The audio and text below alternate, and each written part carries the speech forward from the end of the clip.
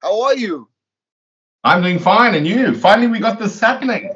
Yes, exactly. Yeah, I was just thought maybe he's stuck, so I thought I'd make some food and stuff like that. So, and then you called. So, sorry, I was delayed a bit trying to get back in. No worries, man. Man, it's great we hooked How's up. your world? Awesome.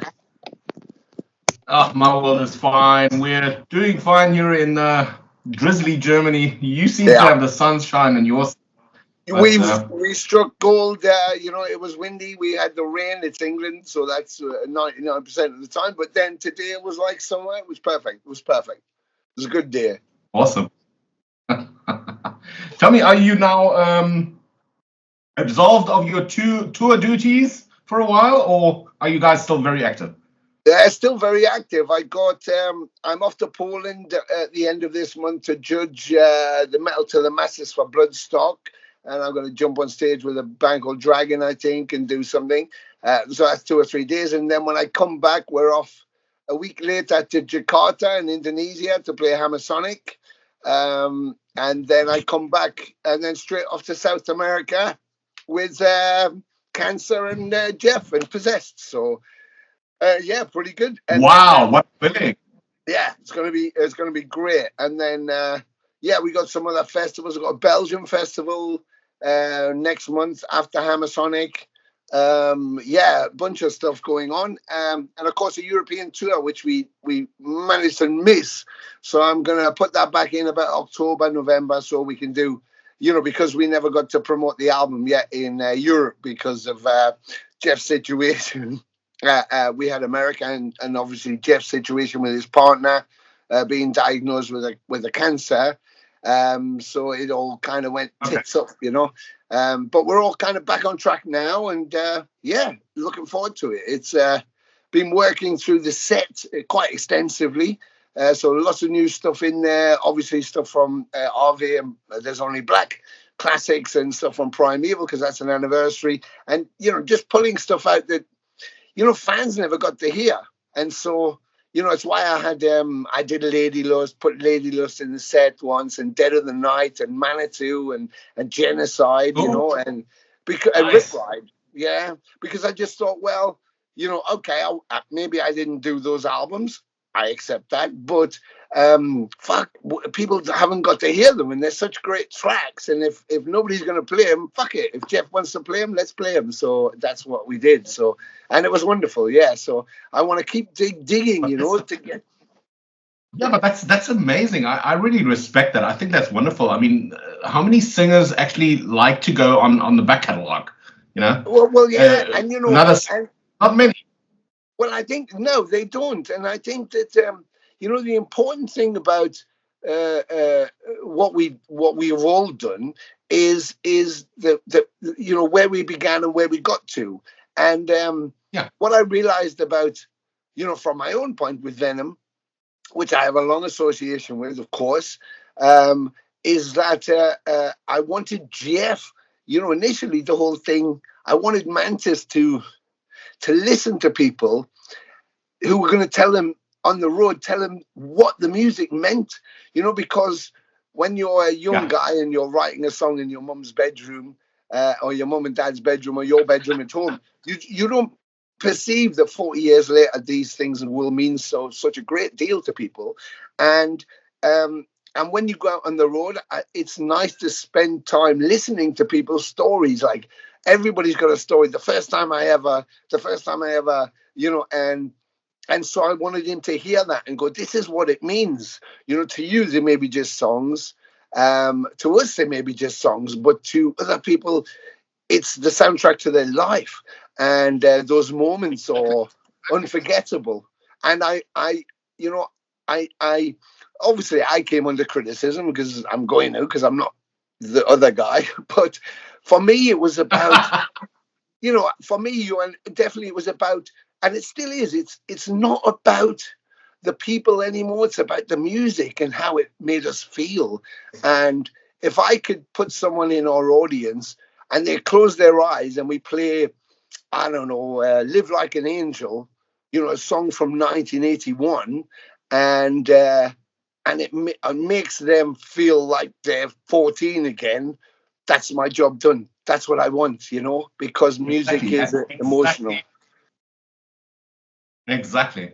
Now I've got an interesting story to tell you. My listeners and viewers are probably going to go, "Here goes the broken record again." But anyway,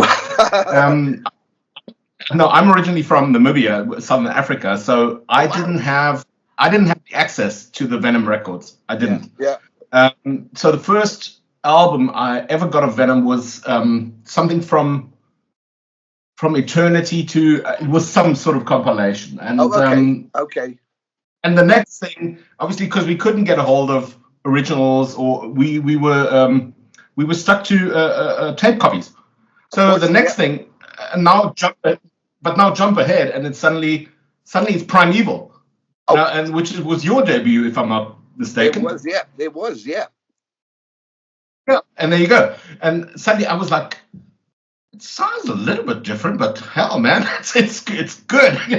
So anyway, but it took me a while, anyways, to get back. But as for you saying, we all have our magic moments with the Venom material, and man, it was really, and it was only later that I realized that you actually came from Atomcraft, and then joined, and we didn't have the paraphernalia. I couldn't put No, faces to no, anything. yeah, yeah. So it was only that I figured out, okay, you were now the follower to Kronos, and how it all developed. It was crazy. Yeah, yeah. So Well, I mean, but that's you, and that's a story that I hear repeated all over the planet. I was a guy in I Costa imagine. Rica, who didn't speak English, was standing outside the show. He looked like he was wearing a black metal shirt, which had been, I guess he bought when he was like 11 years old, and this guy's now when he's 40, so it didn't fit. It was grey, almost washed completely. Didn't say anything, and I went across and I grabbed him and brought him into the sound check. And I sat him down with Abdon and Mantis and introduced him. The guy was there. I got to give him a piece of every bit of merch. I told the organizer, "This is my guest. Make sure he has anything he wants." And at the end of the show, I went out to have a look, and he was gone. And everybody said, "Well, yeah, what was the point of that? The guy just fucked off." And I said, "Yeah, but when would he ever get out of Costa Rica and see this at all?" And here we are on his doorstep. And he wasn't bothering anybody, but I could just tell. I said, "Now he'll never forget what we did, even though he couldn't tell us." And I said, "It's an experience." And I said, the power of the music was so good. He then wrote to me a year later and said, "It was amazing to meet you. I never thought I'd ever meet Kronos, and you were amazing." That's sweet. Yep. But Yeah. he thought I was Kronos, and then he said it was a shame that Abdon wasn't there, and Abdon wasn't Kronos, but because could he relate to it? He got there through the music, like you were saying. So the information, we didn't have the internet, and we traded tapes, and that's how we heard music. It was very little. It's not like it is now, where you can Google everything and Wikipedia everything and find out all the information. So it was a lot of voyage of discovery, and that's what I found when we took Venom Inc. out. People just like the stories were incredible, but when they met Venom, and I always said, I don't give a fuck when you met Venom. It could have been on Welcome to Hell, could have been on the In League with Satan single, it could have been on Possessed, or Was Satan, or Come Before the Storm, or Primeval, or Temples of Vice, or Hell, or whatever. It doesn't matter when you meet them. I just want you to meet them, Because if you meet them at the beginning, you have this glory ride. And if you meet them halfway through, you have stuff after and stuff before. And if you meet them now, you have years of this incredible work. So it doesn't matter when you meet them, but you must hear them. You must meet them, and you must try and absorb it, because it was seminal music. It was a seminal time for us in the early days, and it meant something to us. And I want it to keep meaning something. I don't want to. I'm not a shoe salesman. I don't give a fuck. I'm not just selling plastic shoes for some money in my bank. I don't need the money. I don't need to be spending my time doing that. I don't need the abuse. What I need is I need to play music to people that means something and talk to them about that, because that's how I feel. Yeah, yeah. No, but that's decent. That's proper. But tell me, so you mentioned something. We've got a bit of a bad connection, so it's a little bit delayed. But Sorry. You mentioned something. You going to do more European dates? Yes. We didn't get to the album There's Only Black in Europe. We began with America, and of course then we had some issues with Jeff, with Mantis's partner. Okay. So I managed to complete the second half of the tour by getting Mike Hickey, who was the guitarist from the Kronos band and played on Calm Before the Storm. So he filled in. Yes, so that was yes. We kept it in the family, and we had a great time. But now I need to put some dates in. So we're looking at October, November this year. We will come into Europe, and then we'll play the big set. I mean, we had been playing in Europe, but we'd been playing the anniversary of the black metal album. So we played, Vakken and Alcatraz and all of that stuff. And an amazing show, Keep It True, with Oliver Wise. But we had the stage set and pyro and all of that. It was wonderful. I really hope you guys are going to come near me here. I'm close to Hanover. I hope I'll definitely come and see you guys. I'm sure we are. I want to hit everywhere that we can hit that we didn't get to. So I'll be targeting for you. I promise. Please do.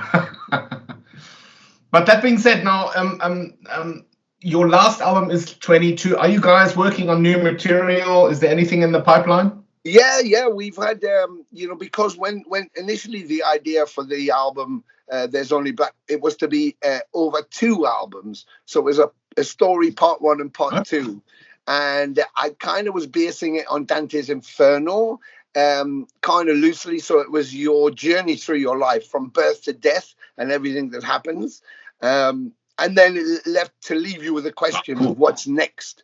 But then when we were composing the album, Mantis Jeff sent me a song, and he said it was about his death experience when he had his heart attack, and he called it There's Only Black. And the minute he said that, it just all became clear to me that is the whole point of everything. It's man's question. What's in a black hole? What's next? All those things we'll never know. What's at the end of the universe? How did it actually begin? What happens when you die? We just don't know these things. And I thought that's such a meaning, and it's so meaningful for mankind. And watching the destruction of ourselves constantly, for political gain, religious fervor, whatever it is, it makes you think we don't mind slaughtering each other, but we don't know what's after. What if there's nothing after? What if there's something better or worse? Or, but we have this innate thing in our nature to just kill each other eventually, somehow, smoking, drinking, shooting, stabbing, or nuclear weapons, or whatever it is, so that changed the whole being of it. But we had written 24 songs, and we chose with the label Nuclear Blast 12 to be on the first one. So we still have 12 left, which we're now polishing and rearranging. So it won't be so long between the next album. We kind of wanted it ready for this year, but of course we had some personal issues, so we couldn't actually finish it, although it's all recorded. So yeah, it's just waiting for Jeff to get back on his feet and his partner, and I'll continue to keep the live thing happening while we can do that. And then as soon as it's all clear, we can finish the album and get it straight out. So yeah, looking forward to There's Only Black Part 2. Maybe I'm going to call it There's Only Orange. I don't know. I have one request though. I'm a graphic designer, so bring the logo back. Oh, okay. Well, I did. You know, I did put the logo inside, but and people said about where's the logo? Why didn't you use the logo? But I had the logo on the original album cover, which was different to this on the original concept. But then when we went about There's Only Black, I wanted to symbolize Jeff's experience in a visual way, which is what you see on the cover. It's also intimating to a black hole, which is beyond, we don't know what's there. So it's kind of an invitation. Come in, you don't know what's inside, but once you get in there, you'll discover it for yourself. And Okay. we tried to use a logo, but it just wasn't, it couldn't sit anywhere. And it was like, how do we do this and make it work? I want to keep it simple. Okay, And now I get it. yeah, I was walking through Highgate Cemetery, which is in North London, not far from me. And it's a very famous cemetery, lots of mausoleums there. Karl Marx is there, and there's a vampire cult up there. And it's a very beautiful place. And I was walking through, and I saw this mausoleum with that font on it. And when I looked at it, there was a window below it, above the door to the mausoleum, and the window was black. And that was what I put on the cover, because it was almost like it told me, put this on the cover. I already had the black hole, so I just was like, that's it. I have to put that because that's the meaning. So it's a kind of tombstone on the front, which is why the font was used. But like I say, I did put the logo aside. I will bring it back for you. But which is typical for the stone masonry. Yeah. So that was the reason. It wasn't because I couldn't use it, or I didn't want to use it. It was simply, it just didn't work. And then it worked. No, some people call me a graphic design Nazi because I'm like, No, that's perfectly right. There was lots of people were going to me, why didn't you use the logo? You should have used the logo. But it was just, like I say, it was a kind of it was kind of a slow progression, and it just made itself. And sometimes when I'm writing or when I'm visualizing, I wait for the whatever it is to tell me what to do. Like if I have a piece of music, I don't think, right, I'm going to call it this. The devil sucks cocks, and then all my lyrics are going to be about the devil and cocks and sucking, and I let the music tell me what it wants to say, and I just sit with the pen, and it tells me what to say. So the music, as much as the lyrics, have the motive behind them. Is it sad? Is it angry? Is it questionable? Is it dark? It tells you. So if you listen properly, it gives you what you're the music's conduit to the connection between everybody. So it becomes easy when you do that. And in this case, the whole idea was just told, this is what I want, and whoever said that, and I just followed orders. I just followed orders, sir. No, I hear you. I understand. So tell me, with all these shows you've been doing, I mean, you've been across the world. Have you bumped? This is now an interesting question. I'm not going to delve deeper into any sort of you can no inflammatory state or anything now. But have you, with all these festivals going, have you bumped into Kronos at any of them? No, I mean, no, not at all. I mean, when the anniversary, I think it was Welcome to Hell, when the first anniversary, it was 30, 40 years or whatever it was, or the first anniversary was coming up for Welcome to Hell. I thought, what wouldn't be amazing was if every member who'd been associated with Venom did a big show. I saw Destruction do that at Wacken with their drummers and their lineups, and I loved it. It was fucking brilliant. So good. And then have them all on stage at the end playing, and Butcher was like, wow, yes. And amazing. Sodom did that as well. They invited all the old members for just every consecutive song. Yeah, it was fantastic. And I thought, that's a brilliant idea. Why doesn't Venom do that? You can end with the three of them, but start Clive Archer as well doing Angel Dust and bring it all the way through the whole history and end with the three of them closing. And I just thought this will be You could have amazing. like the unholy trinity, Completely. Imagine insane. that power. Imagine me and Kronos on stage together. People would be like, "What the Would be fuck?" insane. So, Would be insane.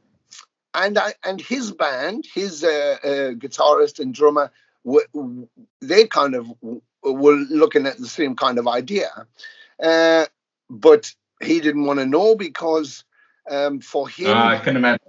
yeah, he doesn't want to give it up. He doesn't want to give it away, and he's scared that it'll be taken from him, and he doesn't want it to be taken from him. So that's fair enough, I just thought it was a missed opportunity. But there's a couple of it's like what it's not about you. It's about the music and the fans. It's about and the fans' worship of the music. So yes, I think it would hit like a bomb with the fans. I think it would. I think it'd be amazing. Yeah, and you can do it selectively, just rare and sparing. But yeah, anyway, Yeah. Anyway, so everybody has own decisions and. He never. Myself and Anton, his younger brother, we go to a festival called Bloodstock in the UK, and he was playing that festival, and we go generally each year. And that year, I didn't realize he was going, but I was going to be on tour. And Anton contacted me and said, "Oh, I was going to go to Bloodstock," and I said, "Yeah, I can't go because we're on tour." He said, "Yeah, well, Conrad's playing as Venom." And I said, "All right." I said, "Oh, that's going to be cool. That's going to be interesting. Are you going?" And he said, "I can't go. I could go to the festival, but usually we get like VIP passes to go backstage." He said, "It's in their contract that nobody that is ex-Venom is allowed anywhere near them backstage." Are you serious? Serious. No. And I was like, that's got to be a joke. That's childish. Why? Yeah. That's childish. But it's born out of fear. I don't know what he thinks is going to happen. I don't know. In the old days, he was funny. I thought we were kind of friends. He was funny, and I respected everything he did. I thought he was, creative and yeah, and I don't know what happened. Maybe years of drugs, maybe years of embezzlement and bad business, but it turned him into somebody else, and I don't know who that is. At the end of the day, the fans just want music. That's all I know, and that's why I've been dragging Mantis around all the time, and I was dragging Abdon around because I thought, well, if they can't have the original three on stage because they don't like each other or there's some bad blood, then I want the fans to see all of them. So if that's like two of them with me and him with two other guys, fair enough. Who cares? As long as you're seeing them doing it, then that's the point, So, yeah. But I think that's really big of you to even consider and being open for something like that and a complete lineup on stage. And, yeah. Well, okay, we'll leave that open. My next question would be, what is the situation with Abdon? I mean, Mr. Bray, what? Well, he was with us, and there was a bit of a struggle. He took the first tour was hard for him because he wasn't in the best condition. He hadn't been playing for a while, but I was considerate as much as I could for him, and then we did that. We did the album. There was an issue because he didn't write anything on the album but wanted to be on the publishing, and that's what used to happen in the old days. We went, can't happen, no, and he didn't have anything particularly musically to contribute to the way that was going, so it was like no. So I think that made him a little bit unhappy, although he was well paid from everything else, and it seemed fine. We went on the tour, the last American tour. He was not underperforming, and it was driving Mantis nuts. And I was trying to, support him and trying to keep, Mantis happy. And it was difficult. We had a big meeting, and John Sazula, who was I brought back out of retirement to managers at the time, sat in Chuck Billy's basement, and he said, "Do you think," in front of Abdon, he said, "Do you think he can do this?" And I said, "Of course I think he can do it, but it's not for me to think he can do it. He has to believe he can do it, and I don't know if he believes he can do it because Tony was and is a total character. He's fun to be around. He can be a bit, dodgy, but he's fun to be around. He's a likable person, and he's up for doing anything press wise. But the one thing he struggles with, the one thing he doesn't like doing is playing drums. And he's a fucking drummer. And there's only three of us. So I was going, I don't care what else you do. I just need you to play the drums properly. And it became so difficult. We finished that tour, and we had another one lined up for, I think it was April or March. And I got a message from John Zazula that Abdon was going to have a baby with his new young wife. He didn't tell me. The manager told me. I was like, oh, okay. And he said, so he'd like to stay at home because it's their first baby. She's young. And I said, oh, yeah, of course. He said, so it's when the tour would be. And I said, oh, shit, what should we do? Because we've contracted. So he said, well, we could use a depth drummer, bring someone in, just to do those, and then Tony, I guess, will come back. So I said, okay. So he pitched that to Tony Abdon. Abdon was fine. Yep, okay. So we had a sound guy, Jeremy Kling, and Chuck Billy had said to me, "Did you know Jeremy's a drummer?" I said, "I didn't know." "Yeah, he plays in this band." So I'm like, okay. So I gave him the CD. I said, "Could you play this stuff?" He listened, went, "Yeah, easy, yeah." So I was like, "Oh, okay, right. So do you want to do the tour while Abdon sits out?" And he said, "Yeah." And I thought, well, everybody's seen him doing our sound, so it's not like we brought another drummer in. It's Jeremy. He's part of our team. So it seemed okay. And then a week later, I get a message going, Tony wants to be paid from the tour. And of course, Mantis was like, yeah. And Mantis was like, no fucking way. And I said, well, John, he can't be paid from the tour if he's not on the tour because I've got to pay for another drummer. And he's not promoting anything. He's just at home. And he said, well, I think we should give him something. And I said, well, okay. Well, I think Jeff will say no. I don't feel so good about that if we're out working. So, and I said, well, we can't wait because we're already contracted. So we said no. We said no. And performing. Yeah. We had to say no. And I never heard from him again. Like after the American part 2, he never spoke to me ever. So I never knew he was having a baby. Really... He never came back. Nothing. So we did the tour with Jeremy. And then we had other shows lined up. No contact from Tony. He didn't come back. He didn't contact us. Nothing.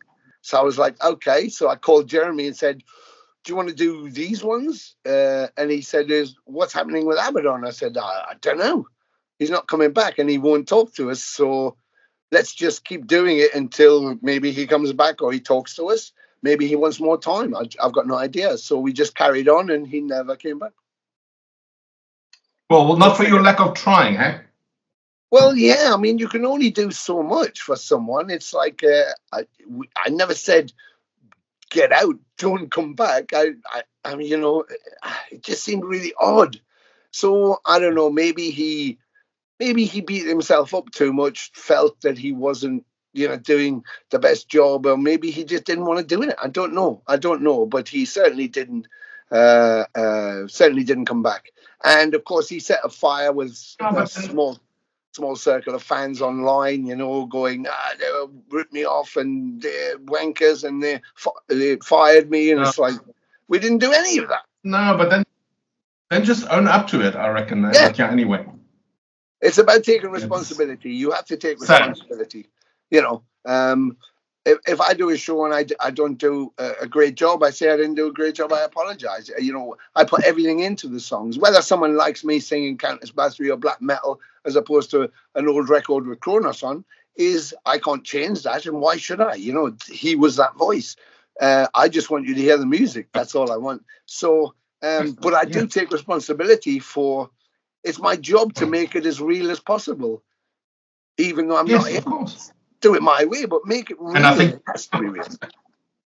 I think you're doing that by a long shot. So that's really Well, well. thank you.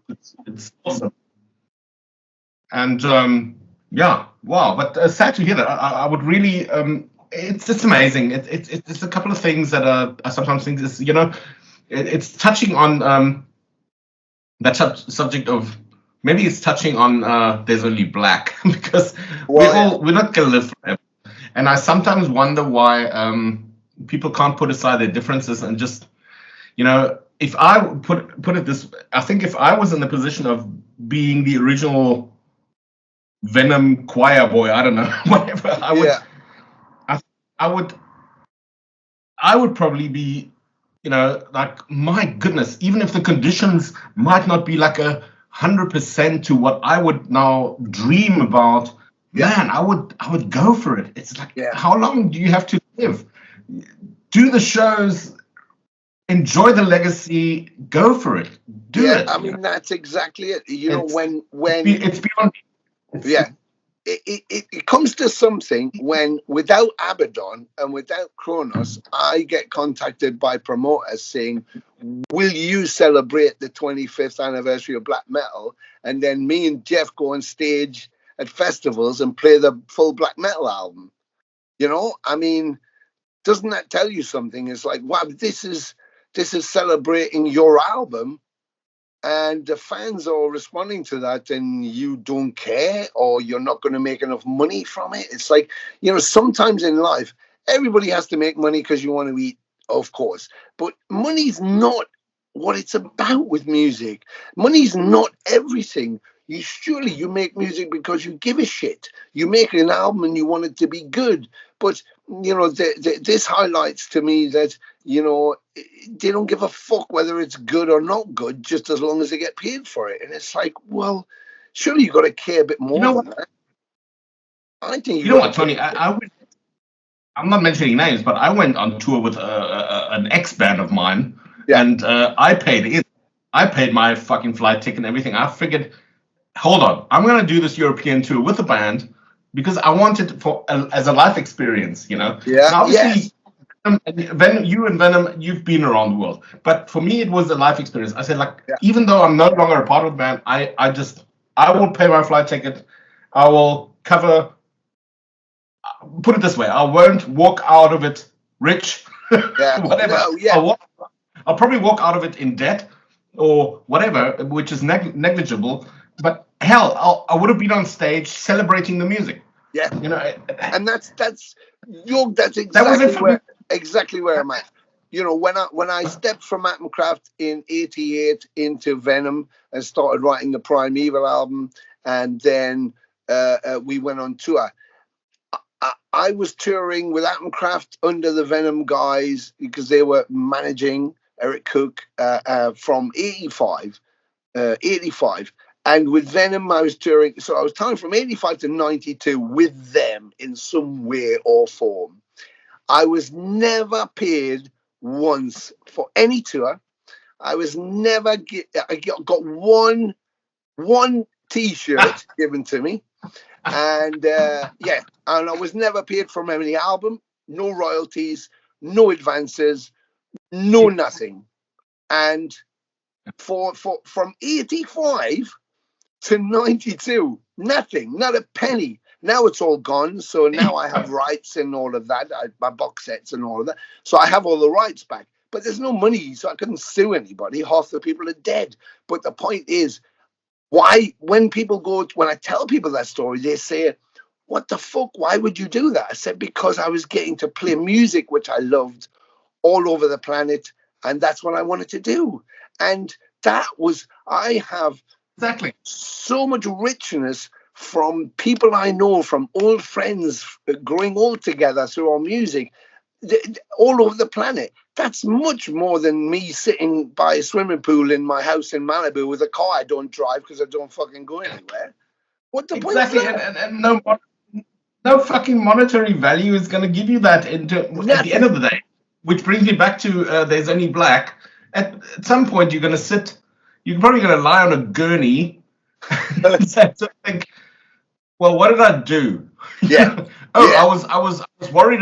I was worried about my salary. I was worried about royalties, and man, I was Yeah. suing a couple people, and I was really becoming a tit. And Yeah. so, Yeah. come Exactly. on. That's it. You know, it's like when you open the coffin, there's a skeleton in. You can't tell what they did in their lives. They're just a bag of fucking bones. We all end up like that. Exactly. So it's like, And Tony, you want to sacrifice. exactly. And you know what people found when they opened all those tombs in the Valley of the Kings? They found all Exactly. those golden treasures. Some of those things didn't make the journey, did they? No. Yeah. You have to leave them behind. Yeah. You can take your checkbook They didn't with make. you. Fucking hell. Yeah, and I think that's it. I think particularly with the arts, is the whole point of you starting this journey is to say something, to communicate something.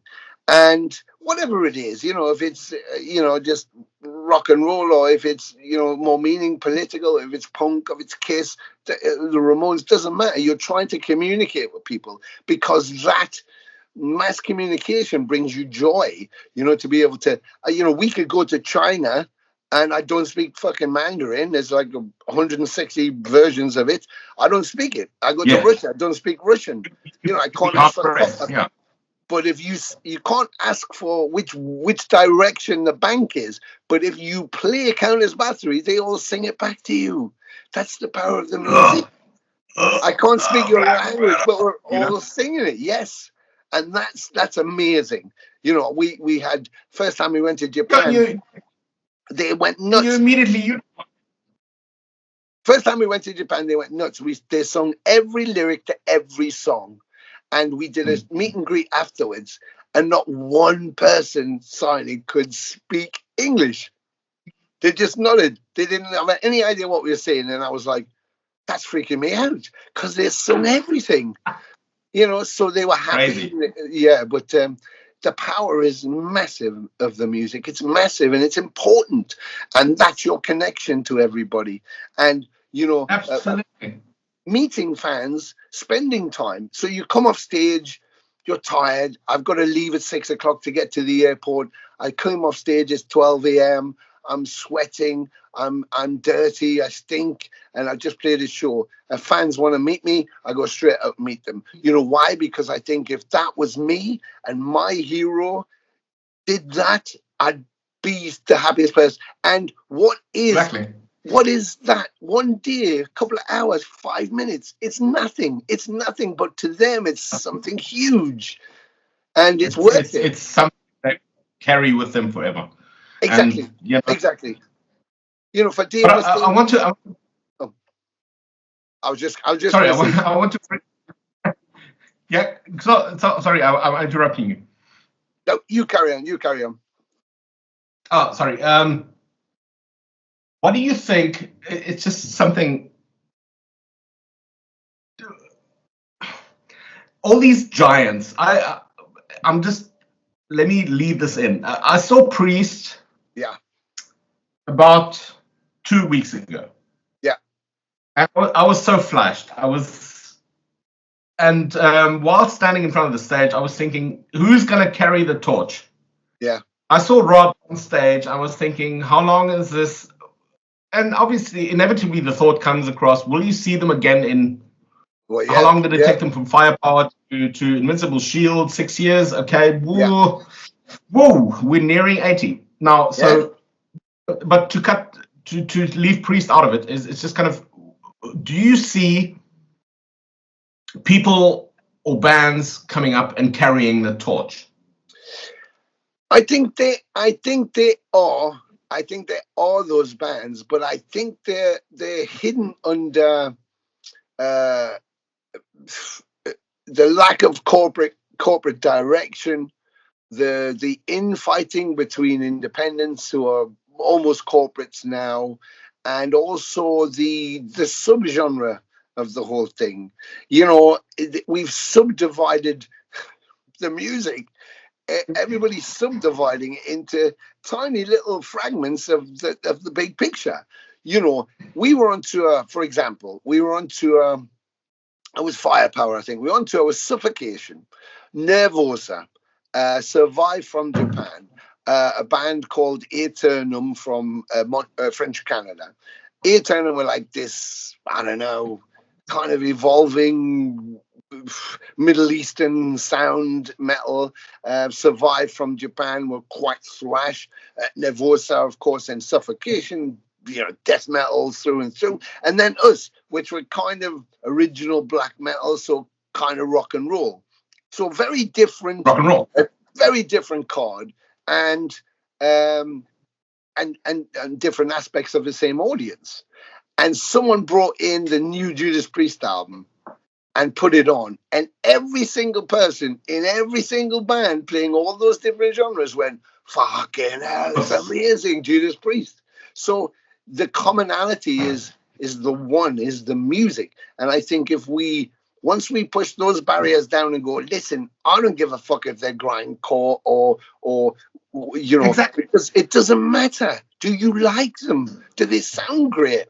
Then we'll be back to bringing everybody together, and we'll see those bands that are already there. But at the moment, they're hidden.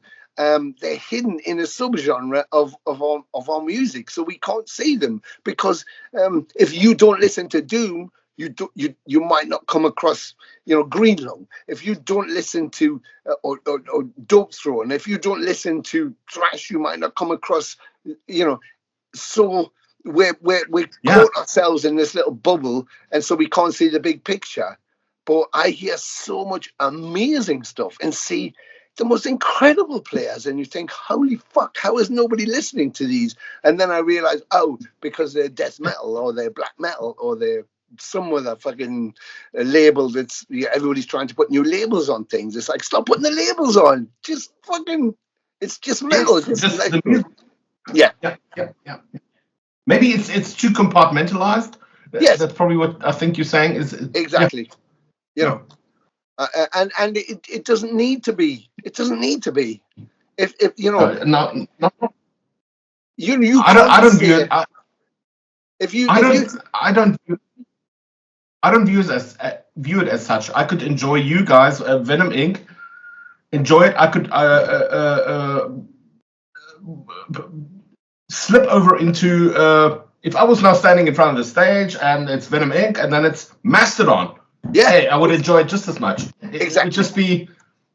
I rate music more. Is it a good song or not? Yes. Do I like it? Do I like it? Does it speak to me? And I think that's where we should be going.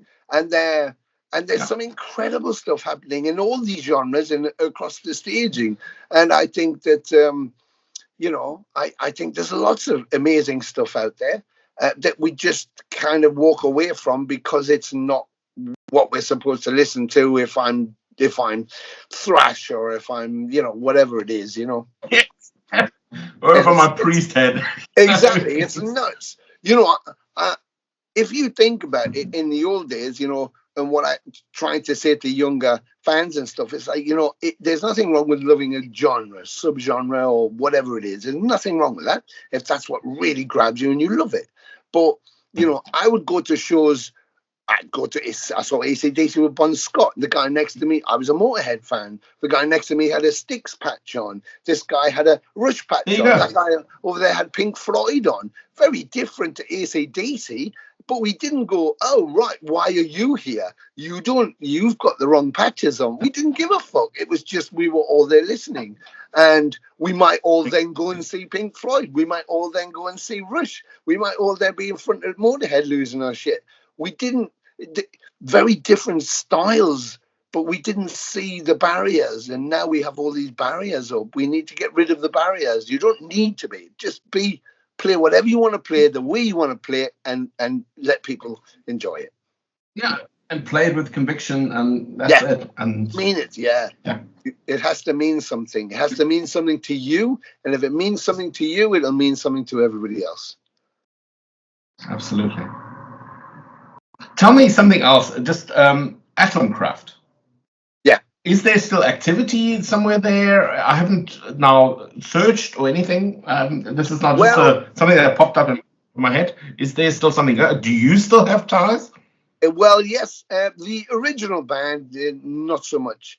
The original guitarist went, works and runs a theatre, and the original drummer became a photographer. The 1985 lineup that we did, Future Warriors, Jed and Rob. Rob hates me for some reason, and he doesn't want to go anywhere near it. Although he creates videos and always puts them out, and gets two people on a YouTube channel or something, and then does these talks where he talks about, I don't know, crazy stuff, and nobody watches. So I don't know what's happening with him. Maybe he needs some help from somebody. And Jed, of course, the drummer for Future Warriors, he was Eric Cook's brother, who was the manager of Venom. And again, we just, I think we went or divide. We didn't have an argument or anything, but I think, I just didn't want to go backwards after the Venom thing, and that seemed like a step backwards. And I didn't want that Venom management control thing again. They'd ripped me off too much. I'd had enough of that, so I wanted to progress away from that. So every year I was asked to do something with Attencraft. I did an EP. I then did a compilation where I had old tapes from all across the history, and then I did a 2 shows, and then I thought, when I did the first show, I thought, if I'm going to do this and if I like it, I'll do some more, but I'll see how I feel. And I came off, and they went, "How do you feel?" I went, "Yeah, I don't want to do that anymore." But I think it was I was chasing something that wasn't there musically. And I did a thing in the Northeast called Brofest with a guy called Crane Meyer, who was recently in Artillery, and a guy called Paul Caffrey, who was drumming for Gamma Bomb. And it felt amazing. And I thought, oh, shit. So I went back to some old songs that I had, and I recomposed them. And to say I recomposed them more like a Motorhead thing, but that's kind of where I began with Attencraft. I mashed Motorhead with the Dickies. I wanted it to be fast, but I wanted it to have that Motorhead sound, and that's where I began it. So I thought, I'm looking at this all wrong. I'm actually trying to make it acceptable now in an audio way, or I'm trying to thrash it up like I did on Conductors of Noise to follow that trend. And I thought, but that's not what it was. It never was that. So I need to reevaluate and go back to basics. Why did I start it? And that's what it should sound like. So that's what I've been working on. And I'm this close now. I've got a couple of bits left to do, and hopefully I can have something at the end of the year. And I've got several offers for some shows. So I just said, basically, with Venom Inc., I have to see who Jeff is and his partner, and see how that is my priority, and then the rest of the stuff. So fingers crossed, this year or next year, there'll definitely be material, and I'll be playing some shows of the classics. So Tony, do you also play guitar? Yes. Okay, cool. Yeah. I figured, as you said, songwriting, all that, yeah. Yeah. I mean, the only thing I'm shit at is solos. So I always go to Jeff. I've got a few things. I've got a few things I can do, but yeah. I think I could manage Kerry King solos, but I couldn't do a proper guitarist solos. Sorry, Kerry. I'm just kidding. I'm just kidding. No, I wouldn't even know how to transcribe Kerry solos. No, they're a statement by themselves, aren't they? And I don't know how his fingers move the way they move. It's like fucking hell. Yeah. In his mind. Yeah, in his mind, it all makes sense. And it's like, that's good enough for me. It does. Yeah, it does. Well, Tony, I'm looking forward to you guys revealing your European shows. I hope I'm going to be in the vicinity. I hope I can make it. It would be so awesome to see you guys live. Hopefully with Mantis. And yes, he'll be there. Okay, great. He will. Yeah, I promise. And wherever we get to that you can get to, then you're always the guest. So don't worry, just make sure you get there, and I'll make sure you're looked after and you'll be okay. Cool. It'd be so nice shaking hands and chatting about some metal. Awesome. Absolutely. Tony, thanks for making this happen. Much appreciated. I'll drop you a note when the video is up, and maybe you guys can share it on your Facebook as well. I will make sure it goes everywhere. We'll get it viral for you. And I just want to say the questions you asked and some of the things I said are the first time I've ever said them. So just so you know, I'm sure there'll be a backlash. Someone will be putting a brick through my window, but there you go. Okay. Awesome. Be good. Have a great weekend, and thank you so much. That was great fun. You too. Tony, thanks for making it happen. Yeah, baby. Be good. Send my regards to the band Mantis. Absolutely, I will. Job done. Yeah. Thank you so much. Good night. Have a good one. Ciao.